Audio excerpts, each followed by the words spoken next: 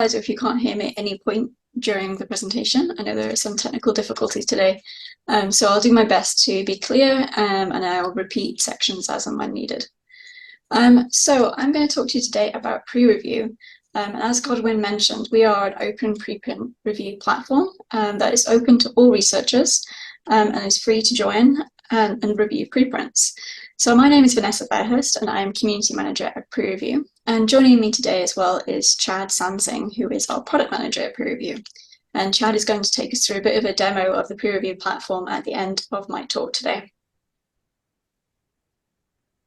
So today you've had an introduction to preprints. You've looked at some preprint servers, you've talked more about the limitations of the traditional publishing system and also how things are evolving.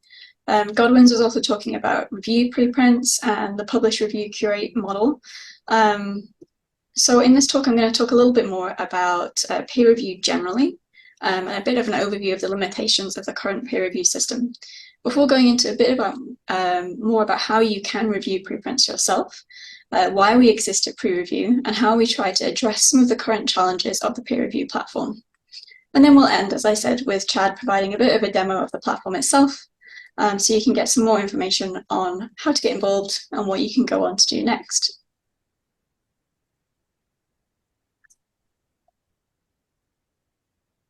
So first of all, what is peer review? Let's start from the basics. So peer review is often depicted as a bit of a black box. It's quite an opaque process over which few people have knowledge or control of its mechanisms. And the opaqueness of this process is what makes it so hard to evaluate objectively. And this cartoon by Nick Kim is also often used to depict peer review in presentations. So I'd like to take a few seconds here that if you saw this cartoon and you didn't know much about peer review, what would you think about seeing this cartoon? So I can ask anyone in the audience, if you're online and you're joining, feel free to put some thoughts in the chat and I'll take a look at the chat. So what do you think the artist was trying to capture in the process? Anyone's welcome to share any thoughts if you're able to.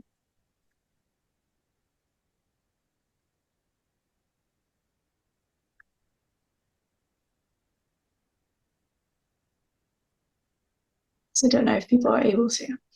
Well, I can share some of the things that we have noted down about this cartoon ourselves.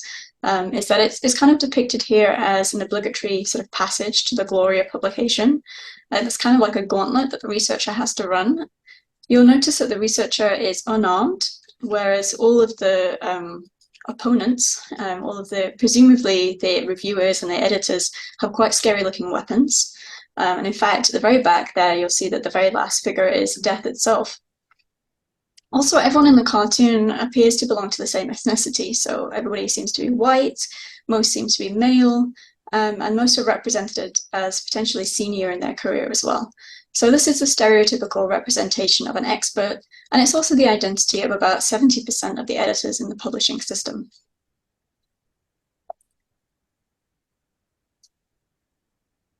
And so lastly here is just a definition of what peer review from Wikipedia. So peer review is the evaluation of work by one or more people with similar competencies as the producers of the work. And it functions as a form of self-regulation by qualified members of a profession within the relevant field. And at PREreview, we'd like to just bring your attention to the part that is bold, in bold there, which is qualified members of a profession. And keep this in mind as we talk, because this isn't always the case. It doesn't mean that people who have less experience cannot provide feedback on papers, as we'll see in the next few slides. So who are the qualified members? So data around the diversity of peer reviewers is quite scarce, but there have been a few studies that have looked at gender and the geographical representation of peer review gatekeepers. And these are some data from a study that looked into the demographics of senior editors, reviewing editors, and peer reviewers at the Journal of eLife between 2012 and 2017, so it's quite a long time ago now. However, the authors reported an overrepresentation of male gatekeepers, and over 90% of these reviewers were living in North America or Europe, with only just over 5% from Asia and under 2% from South America, Oceania, and Africa. And in this other study by McDowell and colleagues, they surveyed nearly 500 early career researchers. So this is anyone, this is defined as anyone who's engaged in research, who's not recognized as an independent leader of a research group. So this includes undergraduate students, graduate students, postdoctoral researchers, junior research assistants, and found that half of them had never engaged in independent peer review. However, several had experienced peer reviewing as co-reviewers. So this is someone who has contributed ideas or text to a peer review report when they're not the invited reviewer. But they've not always been recognized for doing this. So the authors define the process of co-reviewing without recognition as ghostwriting. And 46% of folks who co-reviewed reported that they know that they have not been recognized for these efforts, and 32% did not know whether they had. So even if these are not comprehensive data about global peer review practices, we can deduce that who is called to be a qualified member of the community or an expert, someone with enough experience to provide a peer review, might be part of a homogeneous group of people, which is not all representative of the diversity of researchers whose work is evaluated, and also not entirely accurate as to who's providing the peer review text either. So some of our other speakers today have already talked about the limitations of the traditional publishing model, but just to briefly recap, this slide is meant to illustrate the traditional peer review process carried out by a journal along the bottom, which for most journals happens in the dark outside of the public eye. And as you, I'm sure already know from the previous talks, the manuscript is submitted to authors submitted by authors to a journal. It goes through peer review, successfully or unsuccessfully, often for multiple rounds, and it's not before several months or even years that a manuscript then reaches the public. So preprints allow for the early sharing of the research output, and it all happens in the open. Although please bear in mind what Johnny said earlier about what license your preprint has and how open and reusable it actually is. And as Godwin's was also saying earlier, it allows your work to become part of the scholarly record, and it's assigned with a persistent identifier. But preprints also importantly open the doors to constructive community feedback at a point in time in which changes can still be made. So this is when it's most important for authors to receive feedback on their work. So in summary, peer review is inequitable and unsustainable.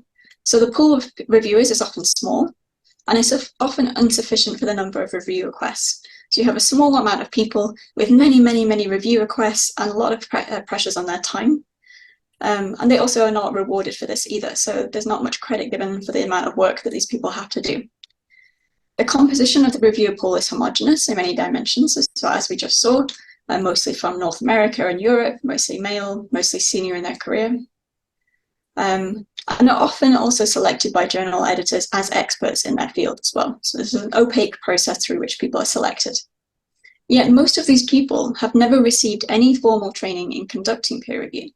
So a lot of people have never received any training or any feedback or any guidance on how to provide constructive feedback to people who are looking to improve their paper. So at PREreview, our work is a direct response to the flawed way scientific research is evaluated. We're non-profit, and we were founded in 2017 in the belief that science and scholarship should be equitable, transparent, and collaborative.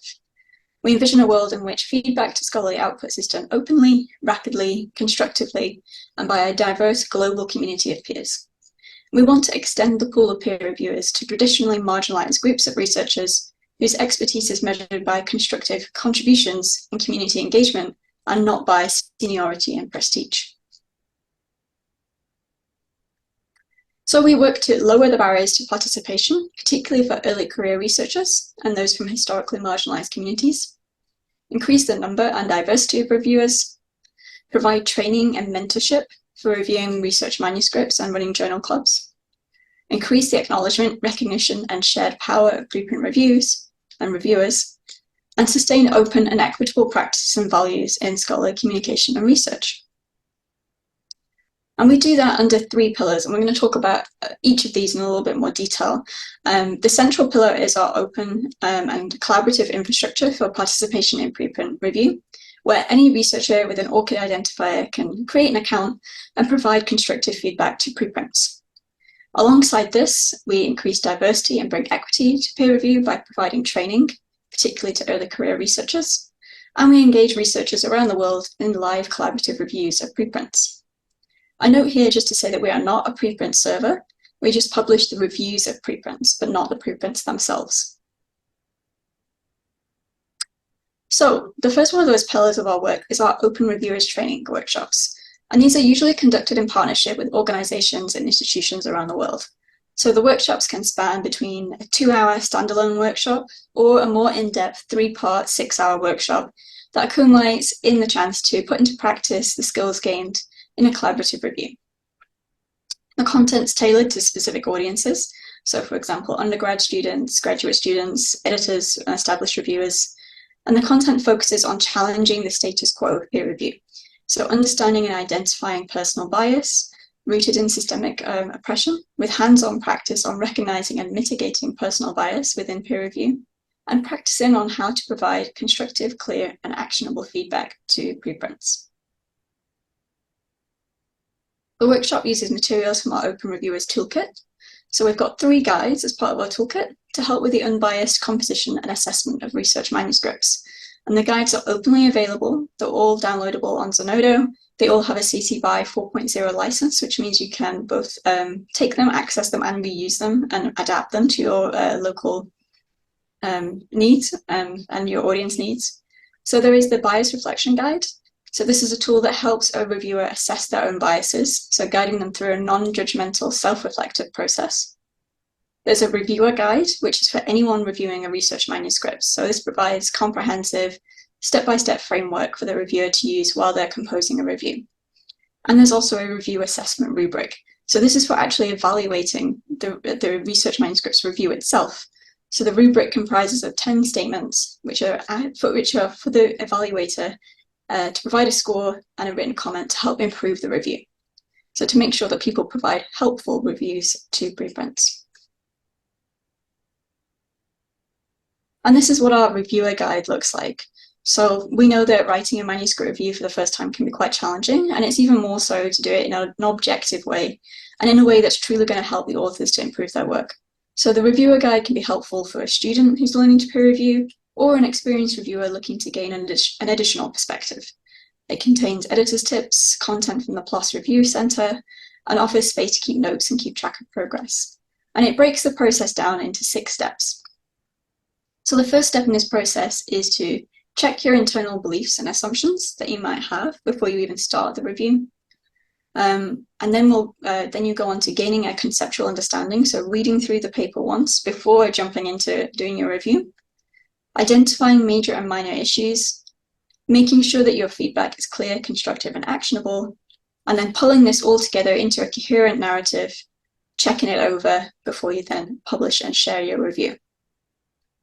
So outside of this generally being good practice, it's really important when we consider that destructive or unprofessional reviews can also have really bad consequences for authors, not only that it does not improve their work, but also can lead to a lack of confidence and can lead to particularly affecting those from marginalized communities even more so than they already are. Just going to check the chat, make sure there's no other questions. No, great. So another one of our pillars is the live reviews. So these are reviews of preprints that are done collaboratively, usually over a Zoom call, but this could use other software as well.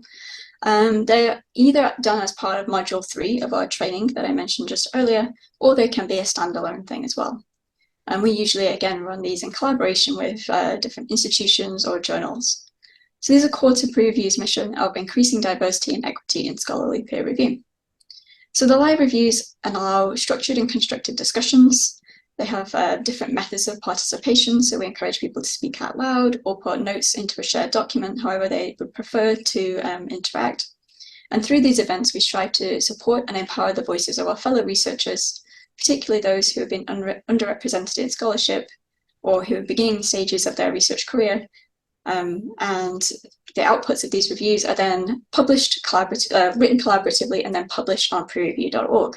There's an example there in the slides, and you'll have these slides afterwards. The reviews then go on to have a DOI, and if people opt in to help write the collaborative review, then they have the option to be listed as an author And this is also then linked to their ORCID profile, so they can start to build a profile as a reviewer. And this is an example of what that looks like. So this was one of our calls that we had quite recently. So this was earlier this year, just last month. We ran a virtual collaborative review with JMIA, who are a journal in Canada.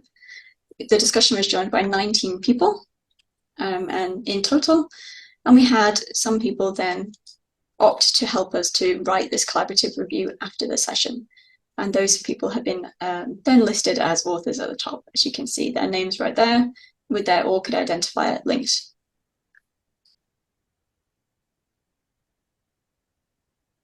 Now talking a little bit more about some of the other community initiatives we run. So we have our pre-review clubs. So these are a little bit like journal clubs. They are collaborative preprint reviewing groups, and they can be around any kind of shared affiliation. So this could be an affinity, a subject, topic, an interest, a location, or any other common element. We have the ASAP Bio crowd clubs, which have helped us to pilot this feature. So there's a couple of examples there on the screen. And there's new clubs formed every week. This is an example of a closed club. So you can see on the ASAP Bio ones, anyone's welcome to join the group. But as this one is for a specific laboratory, they wanted that one to remain closed, which is fine. And we also have here an example of the Open Box Science Club, who are just gearing up to start reviewing soon. If you are interested in starting a club or starting a group to do review preprints together, you can do so on our website. So there's a link on the screen there. There's a form that you would fill in to just say what your group would be, how often you would like to meet, who would be the lead of this group, and we could then set up a page for you. There are no fees for this, it's free, and then you can highlight the reviews that come from your group via the website. We also have a PREreview Slack community. So anyone is welcome to come and join our Slack community. Here we discuss all things peer review, we share our best practices, and you can also request feedback on your own preprint. So if you post a preprint to one of the servers that was mentioned earlier, and you want a review on and you want feedback on your paper, you can do so via our request a review channel. So you can go there, you can type in some information about your paper, and it will then hopefully be there for people to then come along and review. You can also find out some more information about upcoming events, like our other live reviews I just mentioned, training workshops. There are also community events that people run and lots more. So I welcome you to come and join us on Slack if you would like to join the discussions. And we've also just launched our PREreview Champions program. This is the first time we've ran this program, so it's very much a pilot cohort. But we're hoping that our champions will help us to provide more training and education about preprint peer review in local areas, in different time zones, and in different languages. You can read more about our champions cohort on our website. And hopefully there will be more versions of this in years to come. So I also welcome people, if you're interested in preprint peer review, to keep in touch with us. And hopefully you can also apply in the future if you'd like to be a peer review champion. Okay, last slide for me, and then we're going to go into a bit of a demo about our work. So the central pillar to all of our work is our preprint review platform. It's community informed, it's open source, and it's a free preprint review for everyone. So anyone with an ORCID ID can review a preprint from 20 plus preprint servers, and we have a list of the servers that are supported on our website. There's multiple different paths to help an author review, as you're going to see with Chad's going to show you, from a structured to a free-form format. It's up to you. There are also public and pseudonymous profiles for inclusion, but also accountability, so people can choose whether to have their public name on their review or not. Reviews get DOIs via DataCite and are under a CC BY 4.0 license. That says that soon authored reviews will have public names, so we've actually done this already now. So if you do opt in, PREreview can then write to your ORCID profile and build your activity as a reviewer on your ORCID profile. And we also have notifications via Core Notify that go to our PREreview Slack community as well. I'm sure Chad will talk a little bit more about that too. So I'm going to move on to our demo and pass over to Chad. So I'm going to stop sharing for the second. And Chad, maybe you can take over then.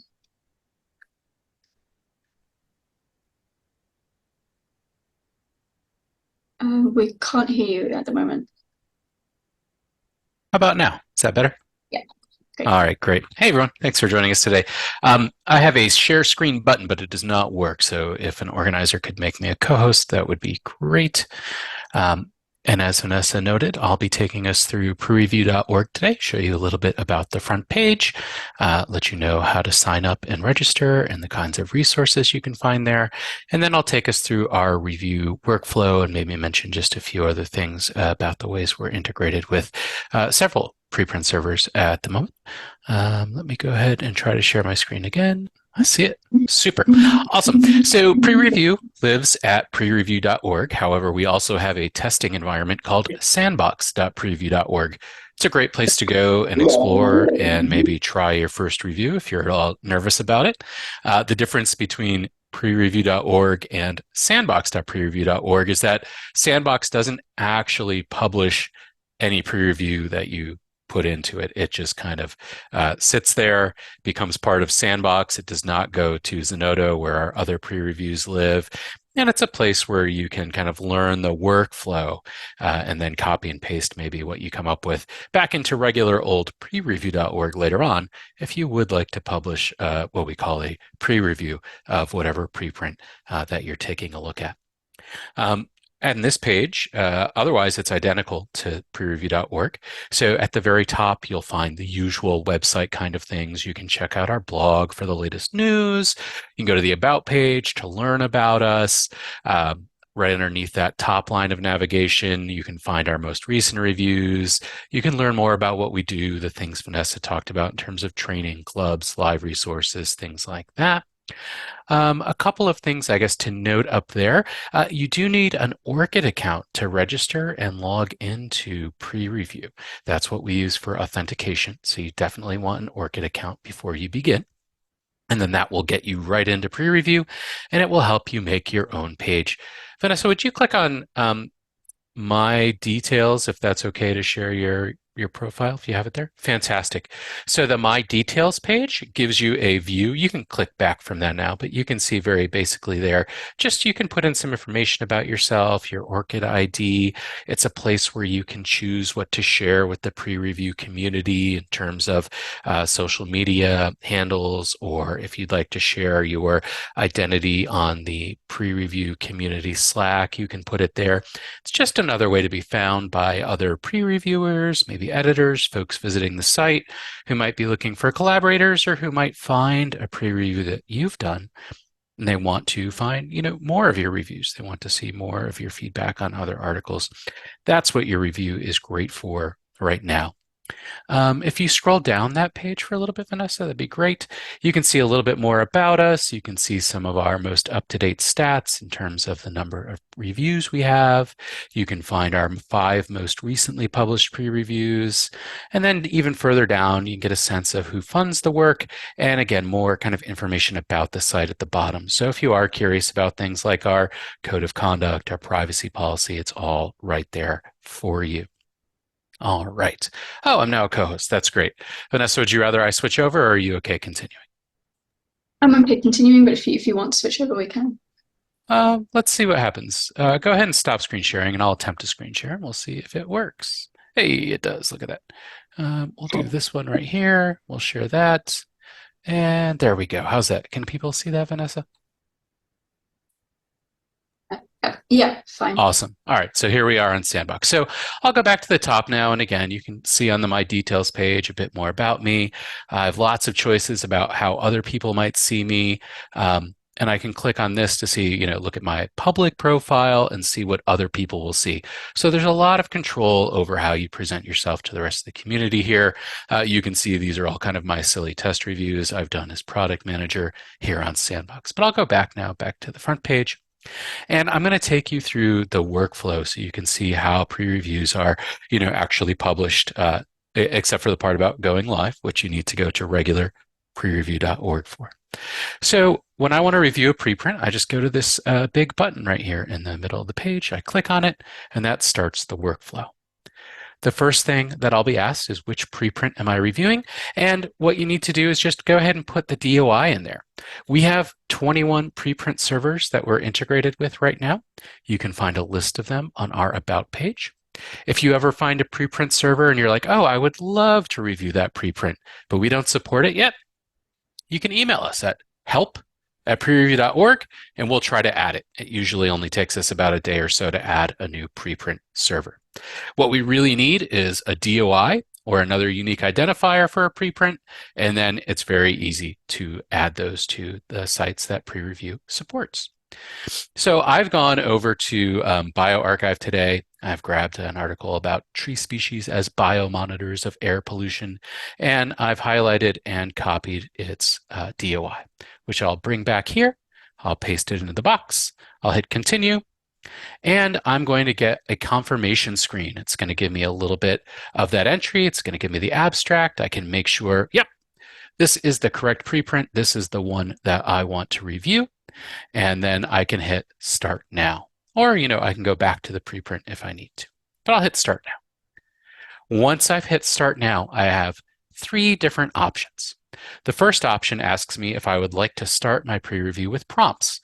We call this our structured pre-review. If I click on it, you can see it's going to take me through a series of questions where I can choose from radial buttons that kind of help me. Maybe I'm a newer researcher or I'm newer to publishing reviews of preprints. I want a little more support. I want to know what kinds of questions I should be asking myself and answering. I'm working with younger researchers. I'm working with students. This could be a teaching tool. But we'll look at this question. Does the introduction explain the objective of the research presented in the preprint? I'll say, yes, it does.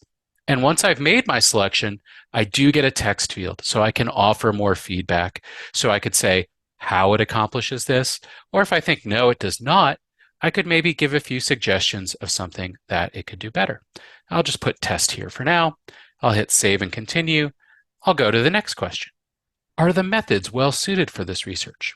And there are about 9 or 10 questions that are specific to the structured pre-review workflow that we developed and then tested with community. So these are all community vetted questions to help people review preprints or to help teach others how to review preprints.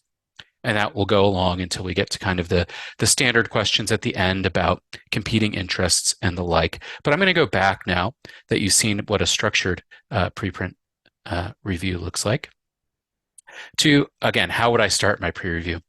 I also have these other 2 options. I could start with a template, in which case I get a very lightweight template with some examples of good and helpful reviewer behavior.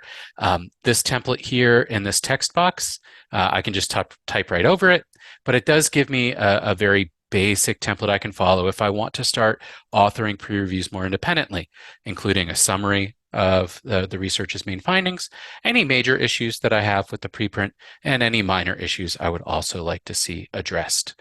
Again, you can just type right over this, and when you hit save and continue, it will go on with your pre-review. And you'll have a chance to come back and edit things later on. We have a limited kind of text editor up here, so bold, italic, sub, and superscript. If you want to put in links, use headers. There's some light formatting available to you here. And as I said, there are some examples to help you understand what we're talking about when we talk about good reviewer behavior, helpful review sections.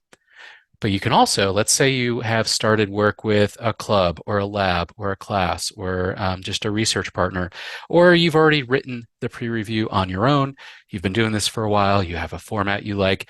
You can just go to, I've already written the review. Maybe it's in a Google Doc. Maybe it's on a scratch pad. Who knows? But you already have it. You can hit continue, and you can just copy and paste whatever you'd like into this box. You can hit save and continue to advance. Then you do get a choice. You can use your public profile name or your pseudonym. As Vanessa mentioned, every account on PREreview comes with a pseudonym that you never need to share with others. It's kept in the back end. We only ever access it if there's a technical problem to address or a code of conduct complaint. We need to figure out maybe there's an author who wrote a really offensive review and we need to find out who that is so we can take action. That's when we might look for it. Otherwise, no one ever needs to know your pseudonym if you're ever worried about, retaliation or reputational harm from a hostile, or let's say just a senior researcher who might be a bit grumpy with some of your feedback, right? You can use your pseudonym.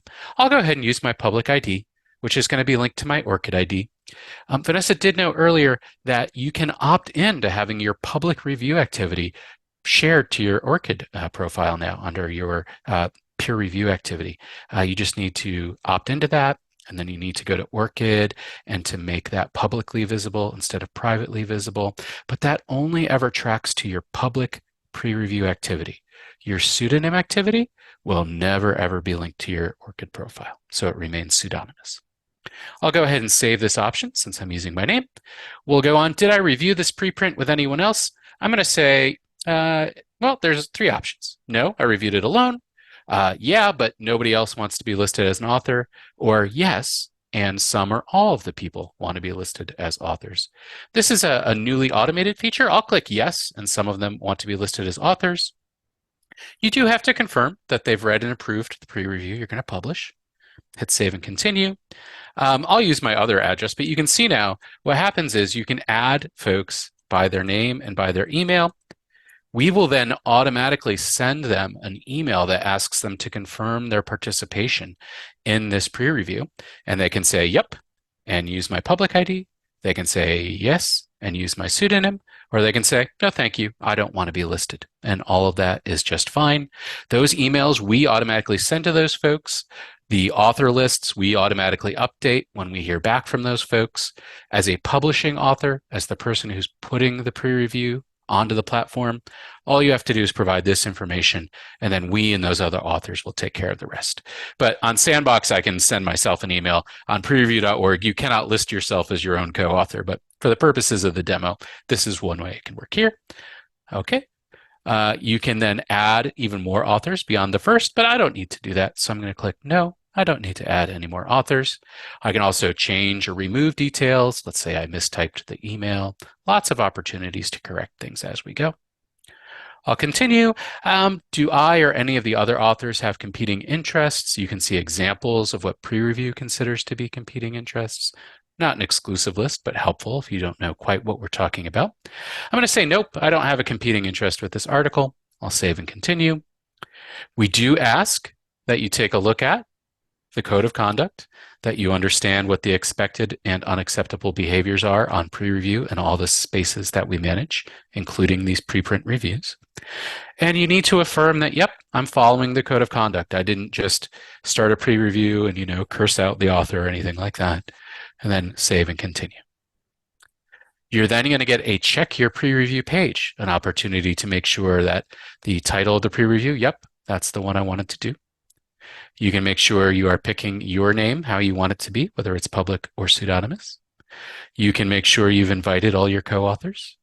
You can double check and make sure that you don't have any competing interests to add, or that there's nothing with code of conduct that you want to change, things like that. At the bottom, you'll see your review. I just wrote test for mine, but you'll see your whole pre-review here, and you can go back and edit it with the change button, and then you can publish the pre-review. I'm going to publish. It's going to show me a pretend DOI, but this actually won't do anything. If you hit this button on regular old prereview.org, your pre-review will then be published on Zenodo. You'll get the DOI back. It will also be visible on prereview.org. And then, very shortly, within 24 hours, all of its metadata and things like that will be available for you to use. So I'll publish the pre-review. I'll get a fake confirmation here in just a moment. There it is. There are a couple of pointers about what happens next. This does go to the pre-review list on Society. There are some ways you can share your review. You could tweet about it. You could share it on LinkedIn. You could go to our Slack and go to the Request a Review channel, or eventually we're going to have a Share a Review channel. And you can let folks know that your review's there and invite other people to review the same preprint perhaps. And then if you ever want to let us know more about your experience, you can schedule an interview with me as the product manager of pre-review. We offer a small honorarium for each interview subject in appreciation of the time they spend with us and the insights they contribute to us. But that's how it is. And then you can go back to the preprint. and you'll see the abstract. You'll see a facing page presentation with the abstract over on the left and other information about the preprint itself. And over on the right, you'll see a list of pre-reviews written about it, along with just some navigational features to get you back to the rest of prereview.org.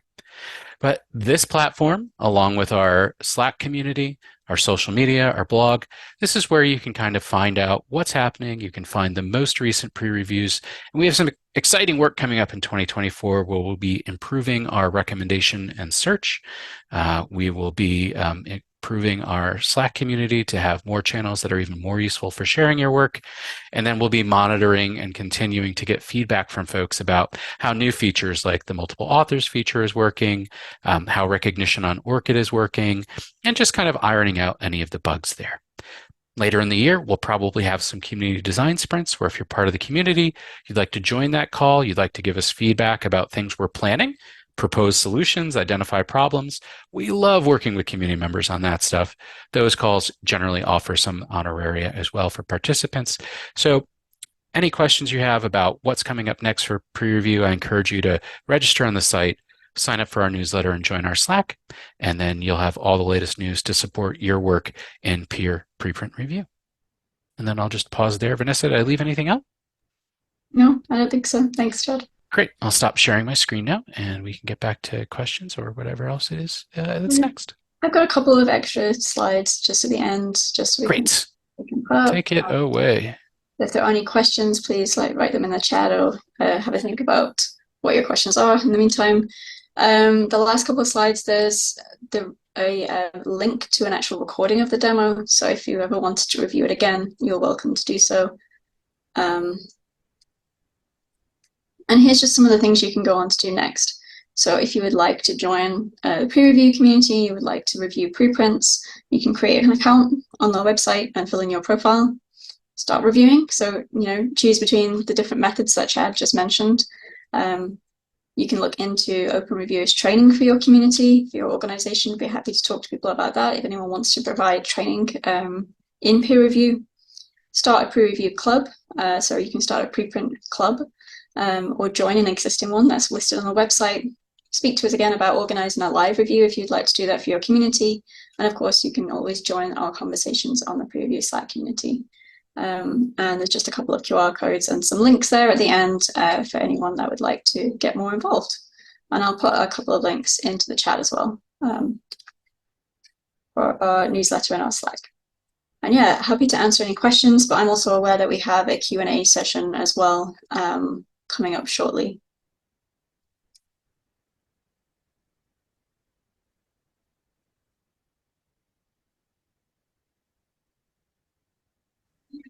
So there was a question someone was asking earlier when I was finishing about humanities and fields. I think if I remember, I think Johnny tried to answer that question, but I couldn't read it.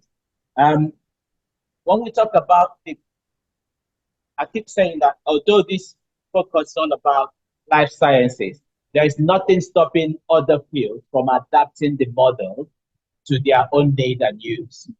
So it seems that there are quite a lot of humanities in this event. If you can, as I said earlier, there are various preprint servers that focus on particular subjects, areas, or fields. If you have that, for example, I was having discussion with someone in chemistry. And even though we are talking sciences, chemistry is not quite big on preprints. Physics, it is, and mathematics are ahead. But the way they've been doing preprints in physics and math is not as robust as life sciences have been doing it. So it varies from field to field. But each field can adapt what is there, including the publishing model, and use it to their own benefits. So even though what we are discussing today is about life sciences and you're here, you can obviously go out there, look for a preprint in your own, I think in humanities, there's one called AfricArXiv or something. You can look on those and you can either find out how you may be able to post preprints. Okay. Yeah. So Johnny has posted a link. So you can go there, see how you can post your preprint, what activities are there, what we are doing all of this time. It's not really about these small organizations that are talking to you today. It's about a movement of changing a tradition. So you need to understand it from a wider perspective. We want academia to get better and more robust. So these models are adaptable and can be reused in other fields. Thank you, Johnny, for sending that link. Can we copy that and share with all the people that are not online?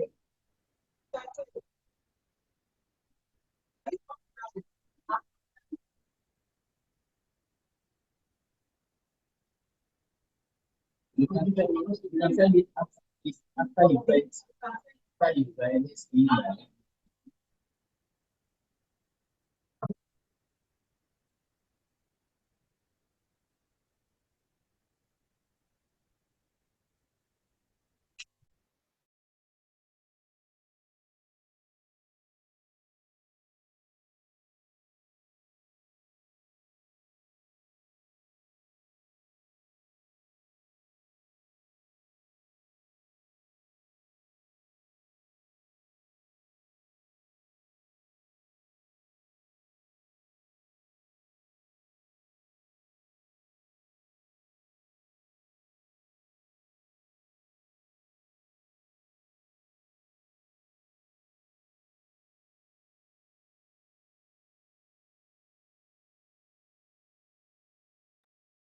So another question that was asked in the morning was if you can submit or post a published article to a preprint. I mean, the logic doesn't round up properly because your preprint is mostly your initial manuscript.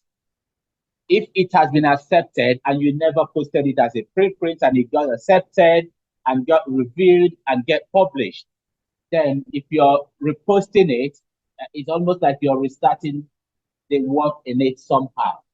There are some discussion there on what some people want to term post-review. And post-review is when people pick up an article that's been published and review it again. And that is not picking up yet. But, essentially, a work of science, sorry, going back to science again, is endless. It's just a cycle. Science begat science. You find something today, it can evolve to something better tomorrow.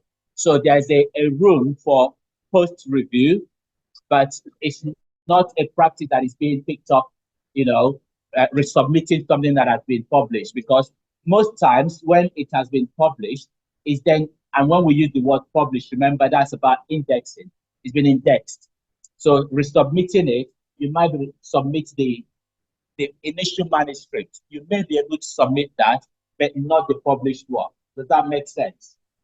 So you can maybe submit that, post that, but again, depending on the journal, some journal might not want you to do that. So you need to find out what your journal allows and accept. They might say, because we've already done this work, you cannot post it again, but some of them may not mind it, and you can do that.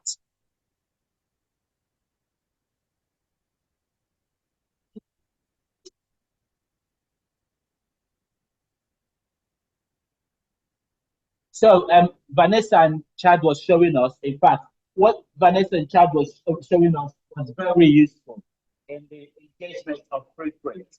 I did mention earlier, if you want to get involved in preprint, there are many ways. One, you can post your own work as a preprint. Another is that even though you don't post yours, you can read what other people have posted as preprint. So you can just go on a preprint server, load up one of the work and read them. Most of them, like Johnny said earlier, will have more data. Some will just have the main write-up.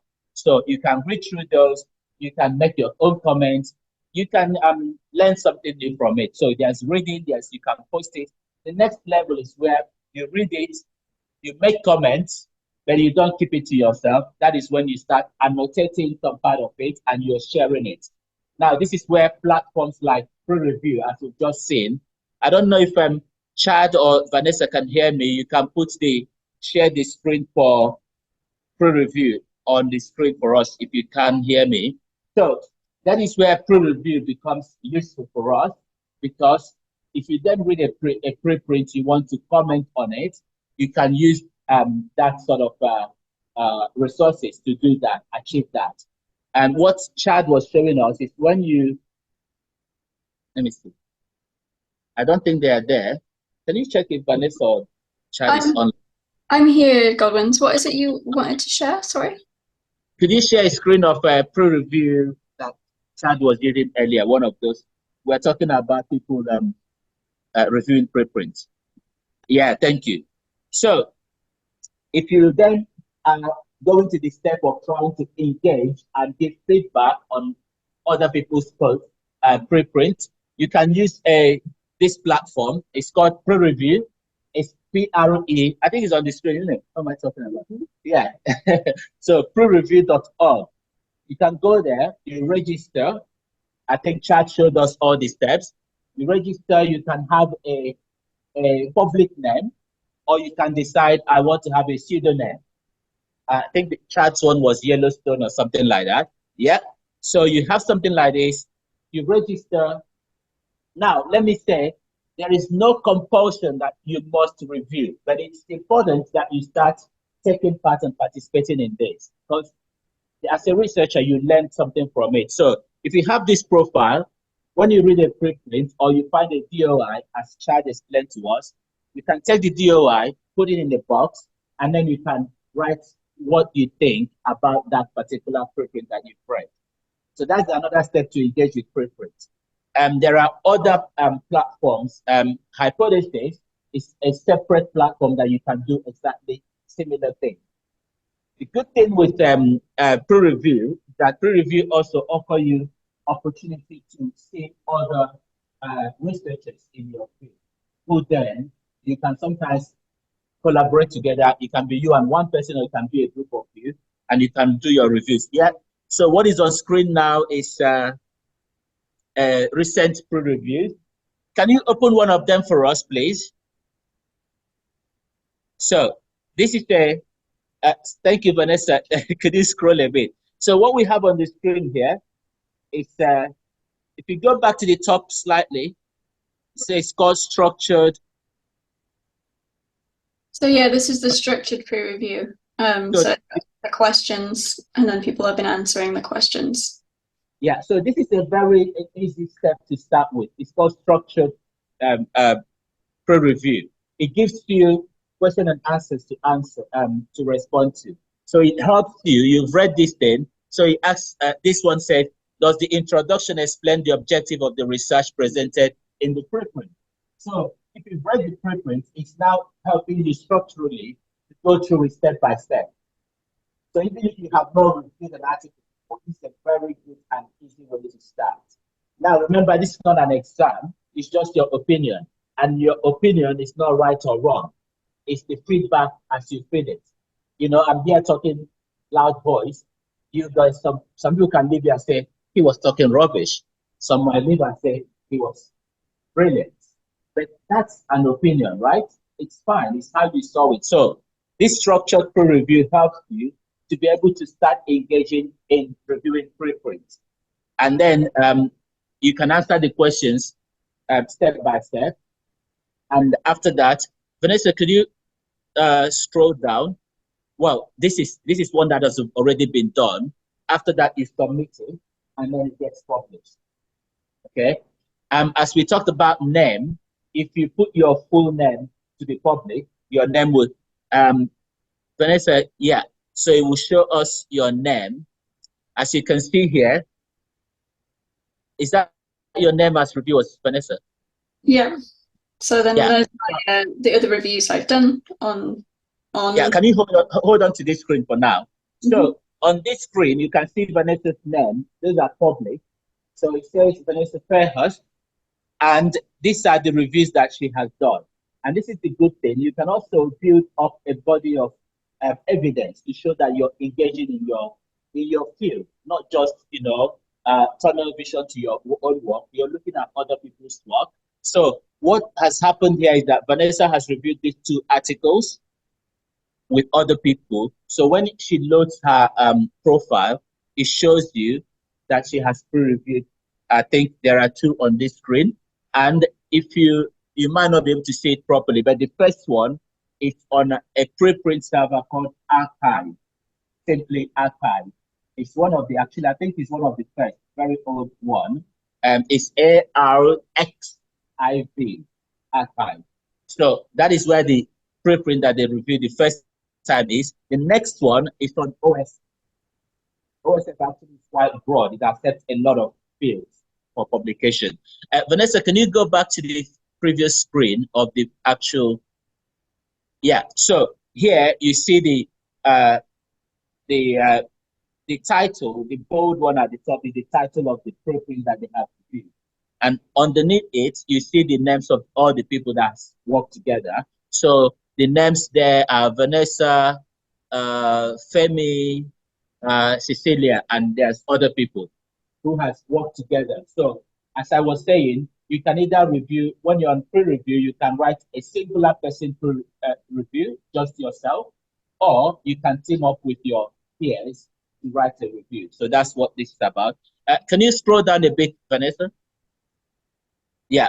So this is what they've written up and they publish it. So when you submit it, it gets published. Yeah, so they publish the review. Sorry? Exactly. So the question here is this someone else's work? It is. Let's paint a picture. I did a research. I post it on a preprint server. Fumi doesn't actually know who I am, but she registers on pre-review. But because the work I did is also in her field, she finds it, she reads through it, and then she makes comments on it. She writes a review. A review can be 1 page long, 2 pages long, or a paragraph long. Okay? It's all about what you understand from that work and some feedback you want to give. So Fumi does that, but she does it on pre-review. The difference is when I posted my preprint, I did not post it on pre-review. Remember, we are dealing with separate platforms here. I post it on a BioArchive, which is a preprint server. That is where Fumi read it from. What she then does is she registers on pre-review. And then when she goes on pre-review, she gets the DOI of my article from BioArchive. She puts it on pre-review, and pre-review will follow that. So pre-review, as that chat told us, is connected to 21 preprint servers. So it falls off that with the link. And then she writes her feedback, her review of the work. Now, there are 2 ways you can write it. The one on the screen is different from the structured one. The way you can start is if you think, oh, it's too much work to write, because as you know, some research can be 10 pages long, some can be 20, some can be 5, right? If you decide this is too long for me to digest in one go, you can go through the structured one. What the structured one then does is ask you structurally, step by step, and say, what do you think about this work? Blah, blah, blah. You answer yes, no, question, this and that. Or you write a full review. If you remember when chat, Vanessa, is it possible to show us the box where you can write a full review? Thank you. Let me just, I will grab a review, grab a DOI. So you should see, this is our pre-review Slack community. So I'm going to go to our request a review. Here are some preprints that want reviews. Some authors have asked for a review. Okay, can you hold up there as well? So Vanessa is showing us something. Sorry, this is technically a little bit clunky now. So what she was showing us on the screen is, I write my research article, I post it somewhere, but I actually, remember when I started my presentation, I said there's a lot of preprints there. Sometimes you might not get a review, right?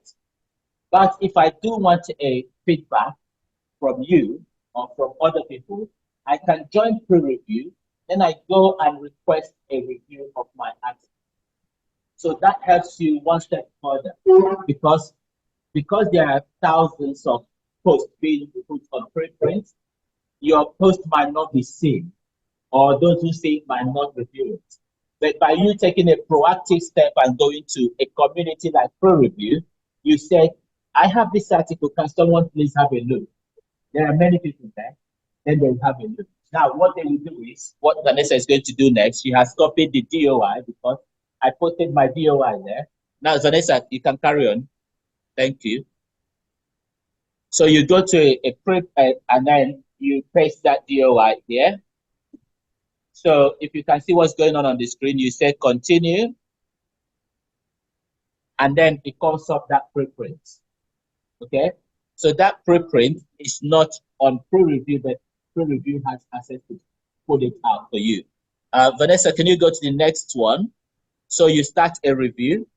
So we have here, how would you like to start your review? And it gives you whether you want a prompt. Remember when we talked about structured pre-review? So the prompt is it asks you questions. Yeah, so there you go. So it asks you, how does the introduction, so you read the abstract usually. So it asks you, what does that mean? How do you feel about, it says, how does the introduction explain the objective of the research? You can start from there. So it helps you step by step. So why I'm saying this, why I'm happening on this, so I finished my presentation by saying we in the Global South need to get a little bit more active and contribute, because there are perspectives that you have that those in the Western society do not have. But with more perspective, with problematic perspective, we have a richer feedback into the body of work. It doesn't matter which field it is. Okay. So if you go here, you produce your own thinking, because there are also things you do know or experience that we don't experience there. By bringing that, even though it is not fitting into the framework, it can help the researcher to think, oh, wow, is that what is going on? And sometimes research can be biased in the sense that it's done in one locality, but actually it has impact on more localities. But because those other localities were not involved, their viewpoints were not taken into consideration. By someone from the other locality feeding back into it, you can say there are other nuances that are present. So, Vanessa, do you want to go to the, is that the sandbox? Can you go forward? Okay, 1 second. Let me just make sure I'm in the, let me go into the sandbox. Yeah. There we go. No, yeah. So when I say sandbox, which is actually good, it's like, what do I call it? What do you call it? It's like a test. It's a test version. So nothing we do here is going to actually happen. So if we did this on the real pre-review site, then it would create a DOI, and we don't want to create a fake DOI. So so a sandbox. So pre-review has what it calls sandbox.prereview.org. Okay, sandbox means that you can do a tester. So whatever you do there doesn't get published. Remember?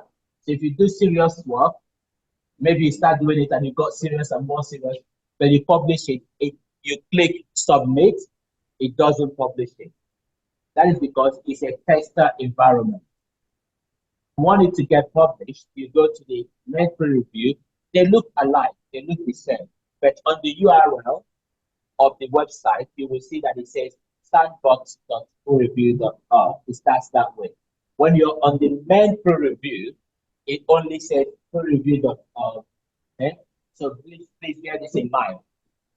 But the good thing about the sandbox is that if you don't feel confident enough yet, you can just do a test run there, go through it, complete it.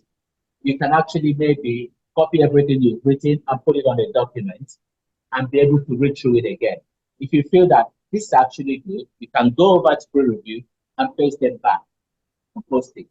So, but once you use the main pre-review to do it and you click submit, it publishes it fully and it assigns a DOI to your review. That's another benefit. So your reviews has a DOI. Vanessa, am I right? Yeah, that's right. So your review Yes. does get a I'm DOI. always right. Yeah. No, I've been learning a lot from the best. But no, truly, once you publish it on the real pre-review, it gets a DOI, which means you can also attach it to who here has an ORCID ID or RC ID. You have one. Who else? Right. Let me say something. You should get an ORCID ID. An ORCID ID, if you're a researcher, get one. It just centralizes the work that are associated to you. For example, if you apply for a grant, you don't need to write all of the list. You can, as long as you include your ORCID ID, they click on it, open your profile, they will see both your published work and your reviews from preprints show up there. So it's important that you get those things. There are other IDs, but ORCID ID is the biggest one so far. So do get that. As you can see on the screen, Vanessa is highlighting her ORCID ID. Yeah, open it for us, please. So this is ORCID, right? And this is Vanessa's profile. And it shows even where you work. I mean, you supply this information. But ORCID also can sometimes, if you give it permission, help you look for things that are associated to you. For example, if you publish something and you're the second author, the corresponding author, they are indexed. Once you register, you will actually pull them, you give them. So this is Vanessa's work. It shows you the total number, it lists all of them, whether you're a contributor, and all of that. But let's focus on preprint. These are all, this is why I said preprint in itself is large, but there's a big ecosystem where all of these things come into play. So on preprint, doing it, I think I've covered reading, yeah, let's start with reading it. You're not posting yet, but then there's posting of your own work, and then there's the engagement to write reviews and do feedback. Okay. And Vanessa, would you do me a favor and get Society, please? So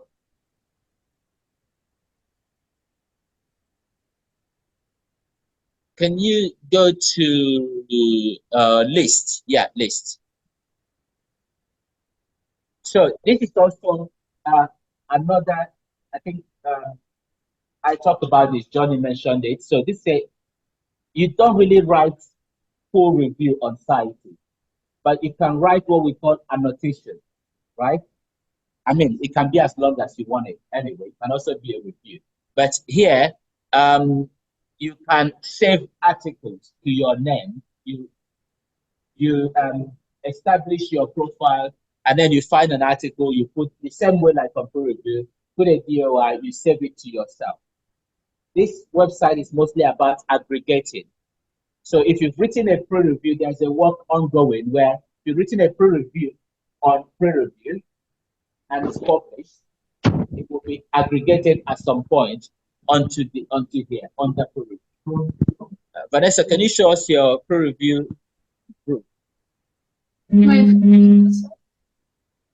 PREreview groups is under groups on Society. Oh, under groups, yeah. Yeah, sorry.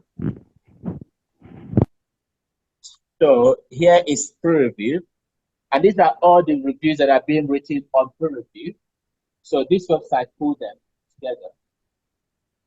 The reason for this website, you might be saying, why do I have this? Why do I have PREreview? Actually, my encouragement would be start with PREreview because it's very, very straightforward and easy.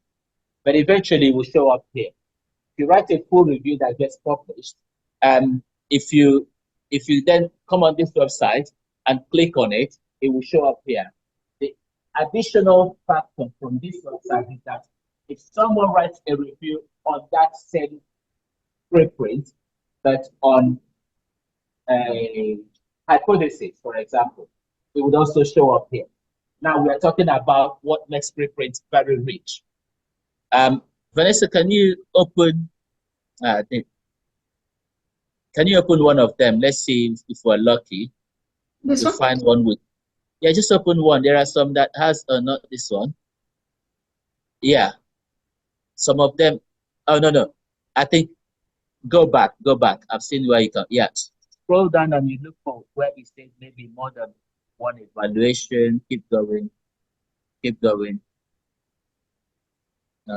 Yeah, this one has 5 evaluations. Open that, let's see. So this one has 5 evaluations. It's just loading. 1 second. Okay, yeah. Oh, it's okay. Scroll down, let's see. There are some that has pre-review and PREv. Okay, still pre-review. Okay, that's fine.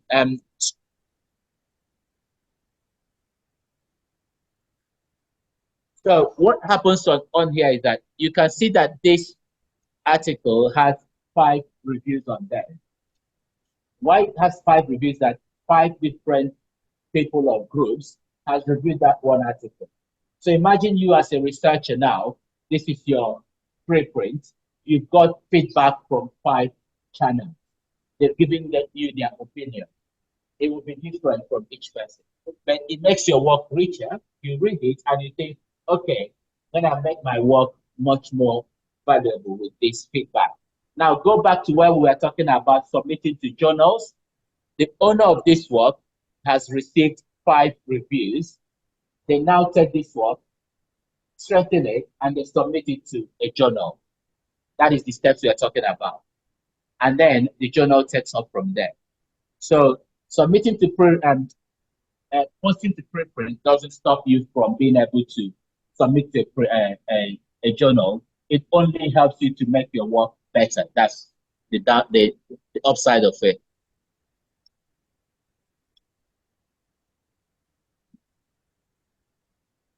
So the other thing we might just talk about today is preprint clubs. I think Vanessa, sorry, we really can't hear you, so you're speaking just to me and I translate. So I think PREreview has clubs now, isn't it? Yeah, we do. So if I go back to the PREreview site, there is clubs right here. Yeah, so here are clubs. You can form a group of yourselves, 2, 3, 4, and you form a club. For those who are familiar with journal clubs, it's based on the same idea, the same system. You come together, you pick a work, you review it together. And then after you've done that, write it up, you go here on PREreview, you post it. Vanessa, can you go on Society and open groups and find the ASAP Bio crowd review under groups? ASAP Bio.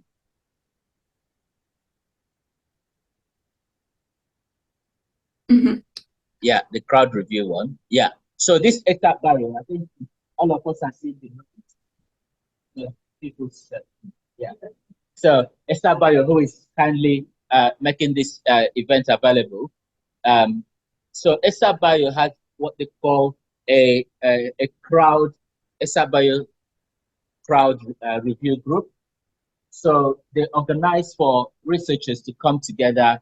They find the preprints and they, Vanessa, could you scroll down? Let's see. And they review articles. Yeah. And then they post it. So this website pulls it together. Why I'm raising this point is also, that's another way to engaging with preprints. Remember, what we are talking about here is how would you engage with preprints? How would you take part in this new movement and, put in your own opinion there? Yeah, and these are other cancer biology. I know we are not talking a lot about humanities, but always think of this as a template or something you can use. And I will challenge you, if you're here from non-science background, other fields, attempt this, get together your peers and say, look at what I've learned.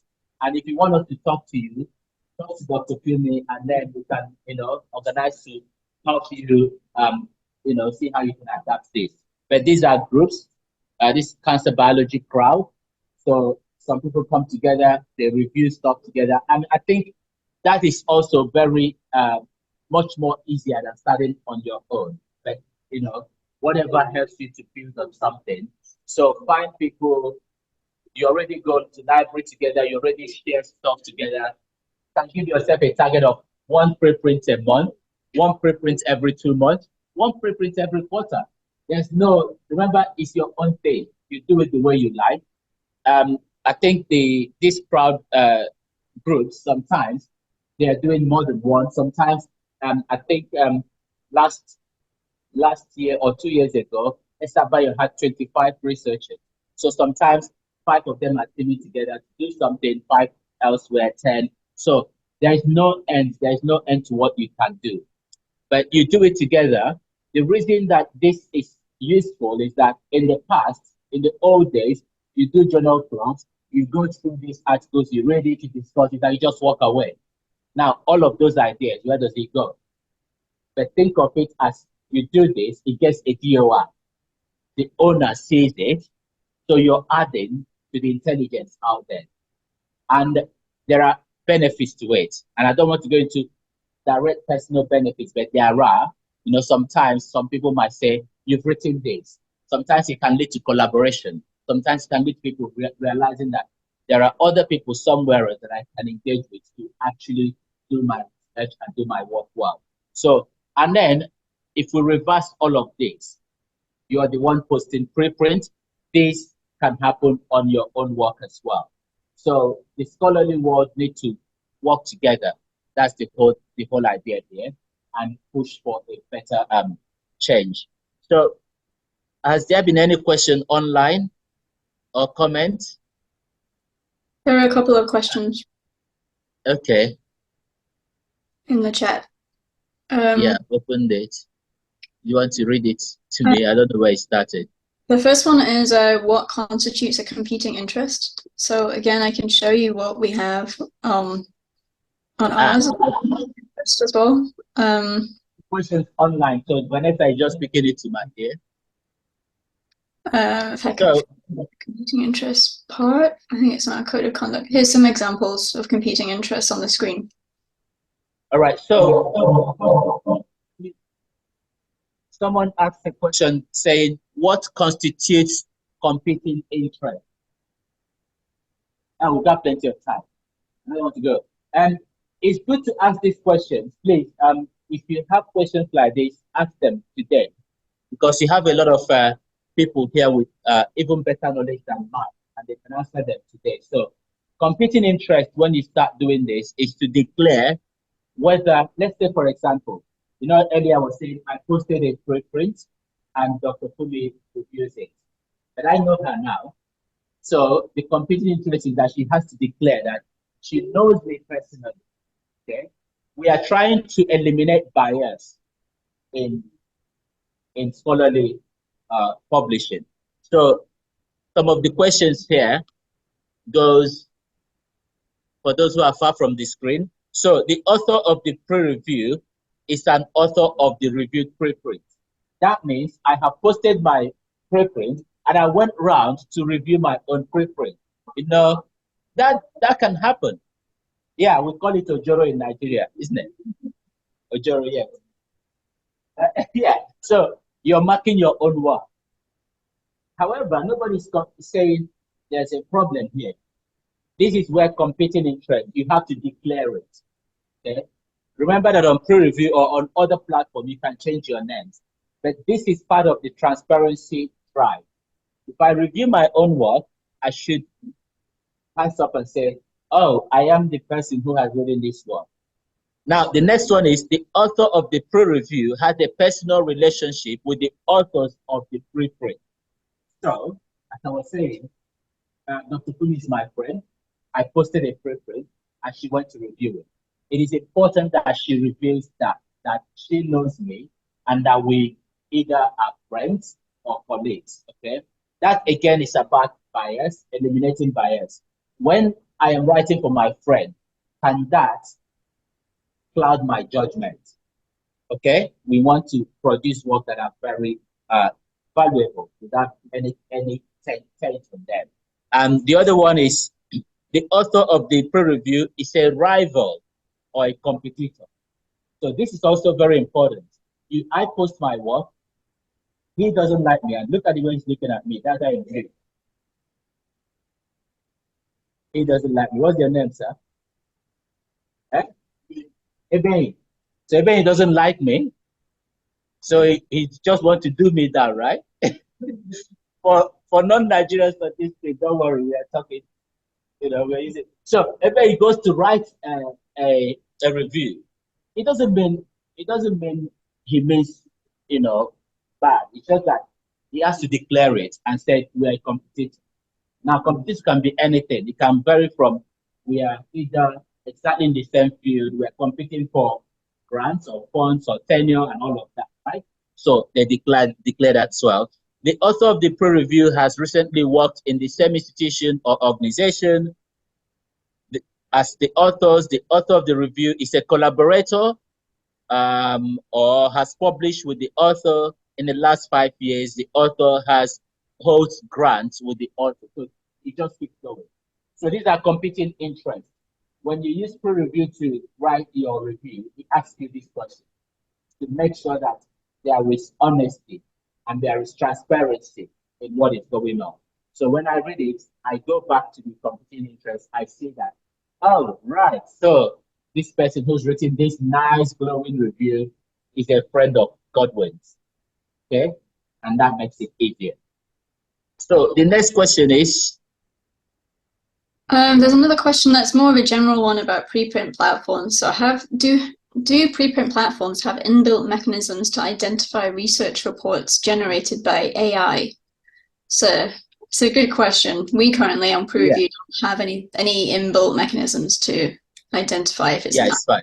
generating review. So the question was or is, do preprint platforms have inbuilt mechanism to identify research reports generated by AI? AI is a big thing these days, isn't it? Some of the preprint platforms are beginning to include AI to crawl through their database. Now, the case of AI is a completely different event. Another one okay, it's a completely whole new field of discussion.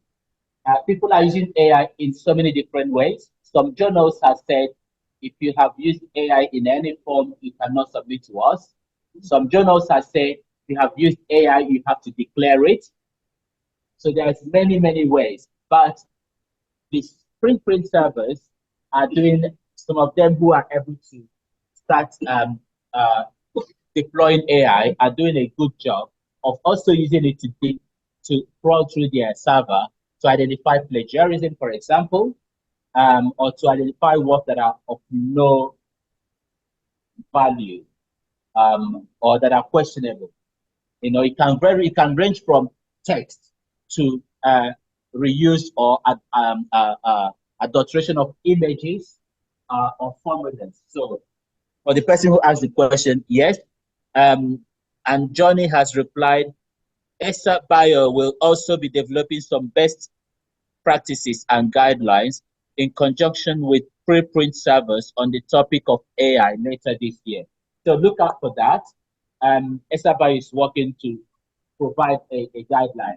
Currently, there's no centralized guidelines. The good thing with all of the organizations we are working with today is that we are all community focused and work in a communal way. So ESA Bio coordinates some of this type of work. There was some that they did before about taxonomy, because taxonomy is something we didn't talk about today. And again, that's a big space about how you taxonomify the things that are going on in preprint. How is it reviewed? Is it peer reviewed? Is it just reviewed? Is it evaluation? There's many, many different types. So ESA Bio coordinated that work in the past and released a taxonomy that we have been trying to encourage people to adopt. Most of this work we are doing is not really focused on the organization. It's all about enhancing the system so that it works better. So yes, that is going. Vanessa said we would like to organize a community call on this topic too, Johnny. So maybe you can present about some of this. Yeah. So look out for that. A new question is, oh, that's for me. How does preprint handle incorrect information in manuscript? Well,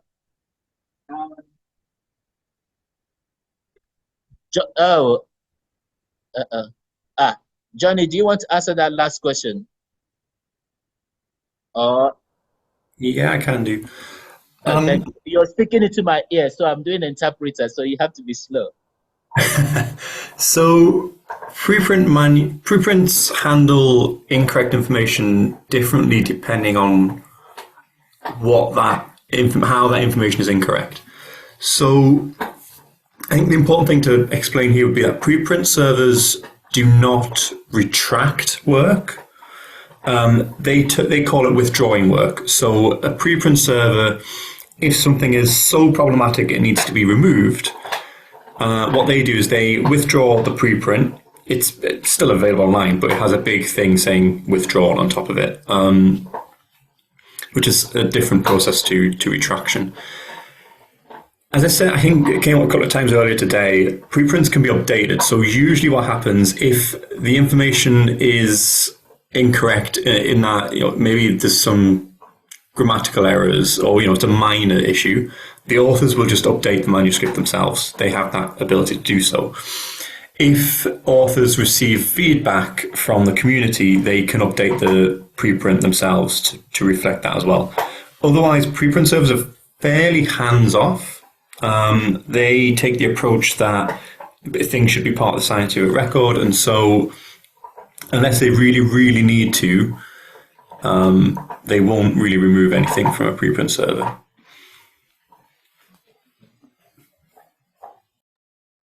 Thank you, Johnny. Okay, we have a new question. How does random correct? Okay, that's the one Johnny just answered. We have Ebuka here from AfricArXiv. Ebuka, do you want to tell us a little bit about AfricArXiv? Johnny mentioned you quite a lot in the beginning. All right, thank you very much. My name is Ebuka Izike. I am the project manager for AfricArXiv, and it's indeed an honor to be here. I want to use this opportunity to thank the previous speakers, Harold, Mr. Godwins, Johnny, Vanessa, and the organizers of this event. It's indeed a pleasure to be here, like I said previously. And my colleague Harold has given a little insight about what we do at AfricArXiv, but it is still okay that I touch a little of that as well. So AfricArXiv is a community-led digital archive for Africa or African research items, items such as researchers' manuscripts, their presentations, their reports, or any related materials. So the idea behind setting up AfricArXiv is, to help African researchers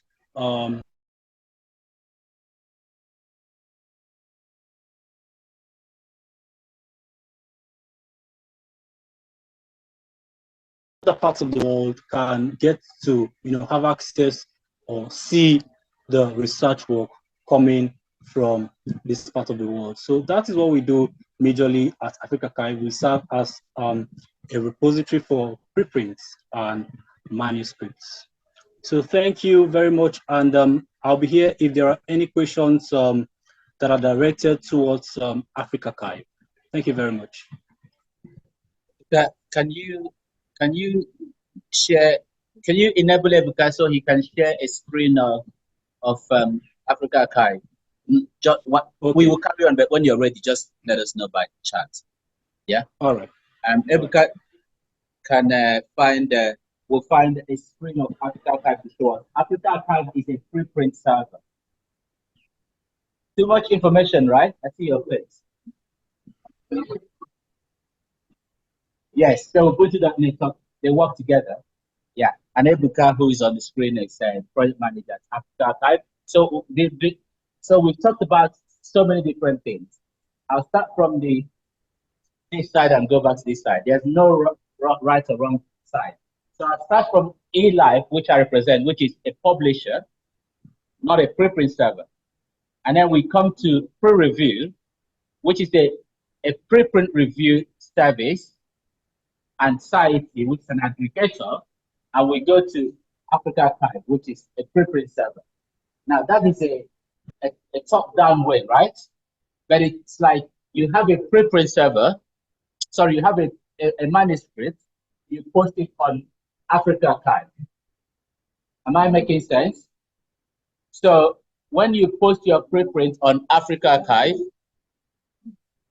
I go and register on PREreview, and I take the DOI of the preprint on AfricArXiv, I put it on PREreview, and I review it.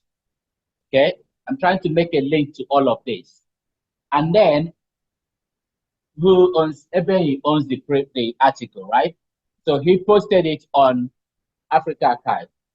I, Godwins, go on PREreview, and I review that work.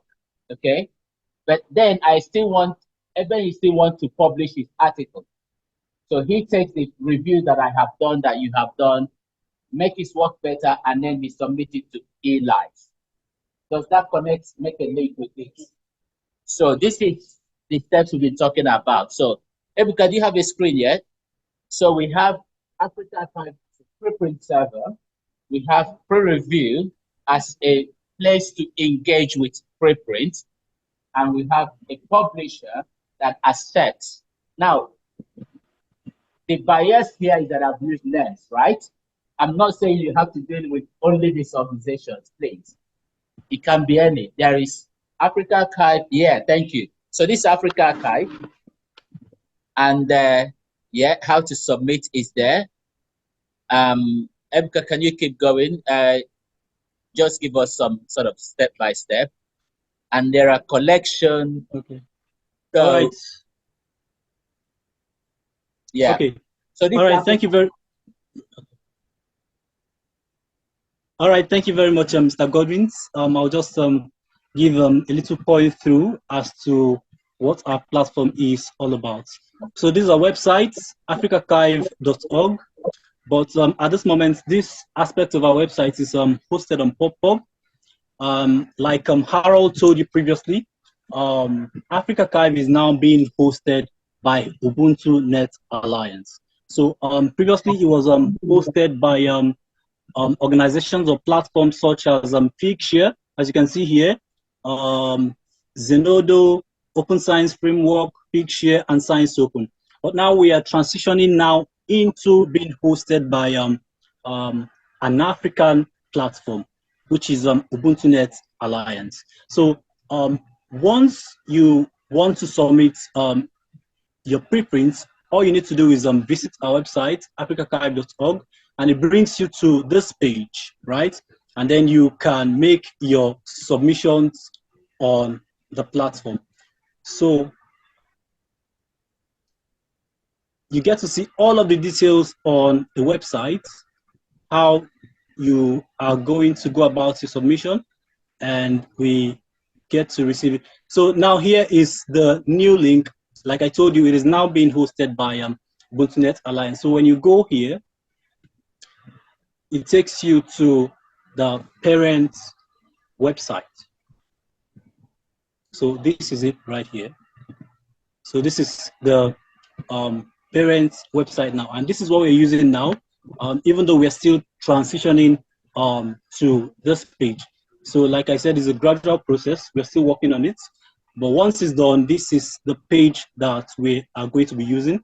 And all preprints will be collected on this platform, and they can be visible to, the global scientific community. So thank you very much. Thank you. So, does anyone have any question? Have we made this a bit clearer, or is there any confusion somewhere? Okay. I think everyone wants to go. Okay, if you have further questions about this, you can email them to the organizers, and the discussion will carry on.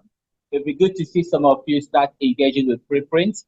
And if you find it difficult, get in touch with the organizers who find a way. PREreview is very, very easy to manage. AfricArXiv is easy to manage. I think posting a preprint it's not difficult. If you post photos on Facebook, it's not the same, but it's nearly the same. So, because there are some information you have to fill out, but it's the same. You all use internet already. Just make sure you have your manuscript on the same machine where you're starting the process so that you can upload it. Handle manuscript. Johnny, where is it? Oh, Johnny posted something about AI. Oh, right, that's true. So Johnny posted that actually, so Vanessa posted earlier about incorrect information. In terms of incorrect information, this would be handled the same way as any other manuscript with peer review. The benefit of preprint peer review is that it can be done much more rapidly, giving authors time to correct their work. You should cite a preprint exactly the same way as any other journal article, using DOI and listing the authors, etc. So it's something that Johnny has explained to us before. And then Johnny said most preprints are formatted in a very similar style to journal articles. Yes, it is good to view a preprint as an article, so you should ensure that data is robust, conclusions are valid and supported by the data, and that you are not making overblown claims, for example. So, the simple one is a manuscript. So the same way you have written because I think, as we have said, remember your preprint could also be the thing you submit to a journal. So you don't write them any different. The data should be as complete as what you would have submitted to it. So there is no difference. I think the new word might be throwing us, but essentially saying we want to make this more open, more accessible, more robust, and get feedback. That is the most short and simple answer. So for resources about preprints, you can visit asapbio.org, and they have FNQs there, preprint server policies, journal policies, resources for learning about preprints and using them. And there is, of course, AfricArXiv.ubuntu.net that we just seen, and then PREreview.org. What the organizers will do is that when they send an after email, they will include all of these links. So you don't worry about remembering them. Yeah, and if you go on this website, you can then sign up to receive newsletters, including on eLive. There's always newsletters being sent with more resources and information and news. But if I would like to come back another time, if you all pay for my flight. Are you saying you're not going to? But what I would like to say is that probably by the end of this year, there's a preprint reviewing activity going on in this institution. That would be very good.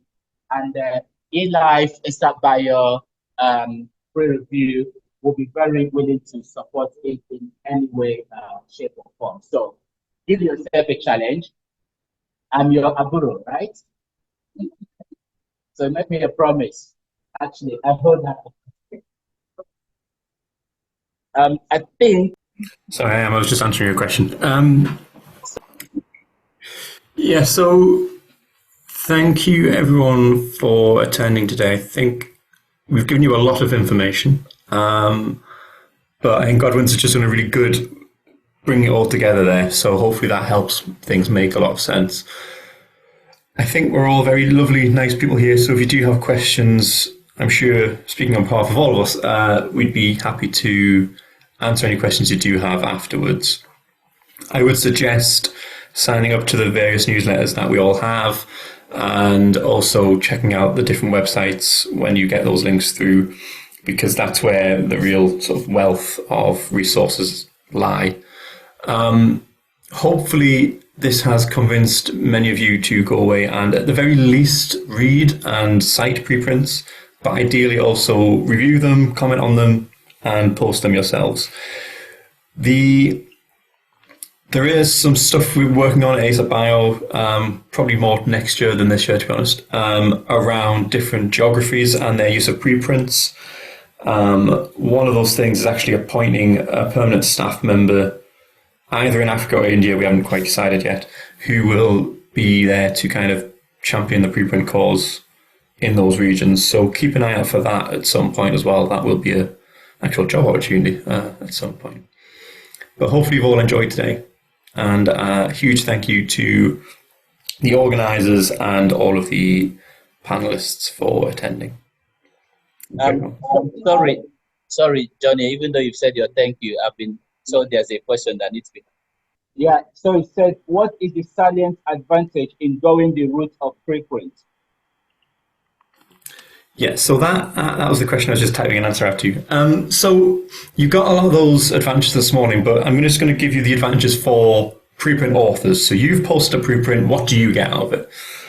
So the biggest thing you get is that your work will get more attention than if you don't preprint it. So this attention is on social media, but it's also in citations. So more people will cite your work more than if you don't preprint it. So there's a huge benefit for you as an author. Secondly, everyone can access your work for free, which is a benefit to everyone else, but also, again, that's part of that getting more attention to you. Thirdly, you can use preprints as evidence of productivity. So if, for example, you are an early career researcher and you want to apply for a fellowship or a grant or a job, you can use a preprint to show that you've been productive in the same way you would use a paper, only now you can do that without waiting, months for a paper to appear. And it's a lot better to have something that a reviewer or a hiring committee can look at and read, as opposed to just having on your CV that you've submitted your journal, your article to whatever journal. The other benefit as an author is that because your work is out there and is accessible, you can actually get collaborators, you can get a head start on moving on to the next steps with other people. As an example, we posted some work during COVID, and I think it was a day, if not 2 days, after posting that work, a group got in contact with us saying they had some very similar findings, and that ended up with us publishing together in a journal which strengthened our data and our data strengthened their data. So it's really, really worthwhile posting preprints just from a very selfish perspective of what you get out of it, not to mention what everyone else in the community gets out of it. Which I think answers that question. Maybe 2 or 3 participants before we close. Feedback on the workshop. Good evening, everybody. I'm Dr. Taiwa Dubi from University of Lagos. I really want to say thank you because it's an eye opener to what preprints can actually do for us as researchers. The most interesting part of it is knowing that if I review someone's paper, I can say have an ADOI to that review, and it can be added to my CV for people to know that I'm productive. So really, I appreciate what I've learned today. Thank you. Thank you so much. We've been loaded with information. We appreciate all the speakers, all the facilitators, and our center here, Director Dr. Doherty. It's a lot. Somebody like me that I begin to see that even when you retire from the academia, you will still be relevant with this preview and preprint. Because, for example, if you go to Google Scholar, ResearchGate, when you want to post something there, preprint always pops out, and most people didn't know what it was. Before today, I didn't know what preprint was. And I had lots of researches and information in ResearchGate that I have not published. For us in the Polytechnic, unlike the universities in Nigeria, you do your research, you write your papers, manuscript, you publish by yourself. There is no postgraduate student. Okay? For the universities, I think some of you may not understand what is. Some of us in the Polytechnic, they understand that you do everything yourself. Okay? The HND students are not research students. So you keep teaching them, they cannot carry it. So lots of researches are there yet to be published, even though because of the time it takes and the scrutiny assessment period, you are not able to cope doing everything and being lead author for virtually all papers. So I think people in the Polytechnic will gain very much from this information we have just gathered. And I think I'm very appreciative. Thank you. All right, thank you very much. I just want to make mention of, as a young researcher coming here, you ask for feedback. I feel encouraged, to, go more into research and having known that these are the processes, these are the things I can benefit as a researcher. So I just want to make mention of that. I feel encouraged as a young researcher coming here, and I know quite some number of youths are also going to listen to this. I'm definitely going to relay the message, if I can get the recording on Zoom, share with my friends, and move from there. Thank you. I think Dr. Ofodle mentioned a very important point for us in the Polytechnic about HND projects. I think one can always, put it up into a manuscript and then post it to preprint for it to be reviewed so that people can help you improve on that paper, which can be eventually published. I think that is a great idea that we can all work towards. I want to thank the rector for approving that this workshop takes place. I also want to thank the sponsor, ASA Bio.